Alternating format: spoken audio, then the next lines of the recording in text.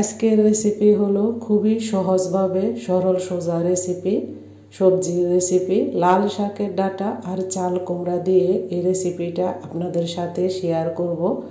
অবশ্যই আপনারা ভিডিওটা ফুল দেখবেন, মাঝখানে ছেড়ে গেলে স্কিপ হবে।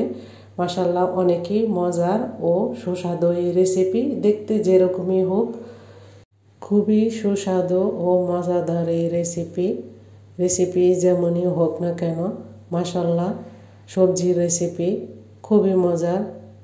তো এইভাবে আমি ডাঁটাগুলো বেছে নিয়ে নিলাম, আপনাদের দেখার জন্য কেটেও নিলাম। তো এখন চাল কুমড়াগুলো আমি এইভাবে কেটে নিচ্ছি, ঠিক ডাঁটার মতো করে কেটে নেব, যেহেতু ডাঁটার সাইজটা একটু লম্বা লম্বা। ঠিক এইভাবে চাল কুমড়াটাও কেটে নেব, ঠিক এইভাবে আমি কেটে নিলাম।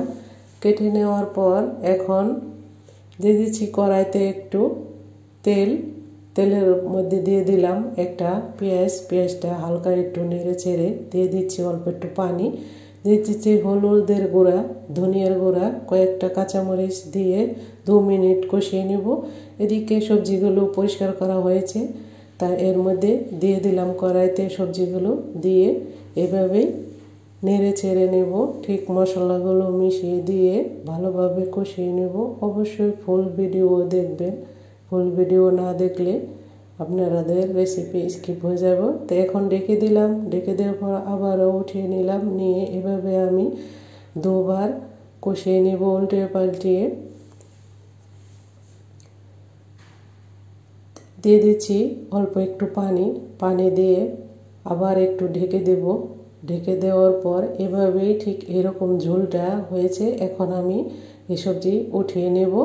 উঠিয়ে নেওয়ার পর তেলের মধ্যে দিয়ে দিচ্ছি একটু কালি জিরা দেওয়ার পর পেঁয়াজ দিয়ে ঠিক এরকম পেঁয়াজটা হওয়ার পর ওর মধ্যে সবজিগুলো ঢেলে দিতে হবে। ভিডিওটা স্কিপ হয়ে গেছে। একটু নেড়ে চেড়ে দিয়ে দিচ্ছি ধনিয়া কুচি দেওয়ার পর আবার একটু নেড়ে চেড়ে ঠিক এরকমভাবে সবজিটা রান্না করে নিলাম। অবশ্যই আপনারা ট্রাই করবেন, খুবই মজার। আজকে এই পর্যন্ত, ভালো থাকবেন, সুস্থ থাকবেন, আল্লাহ হাফেজ।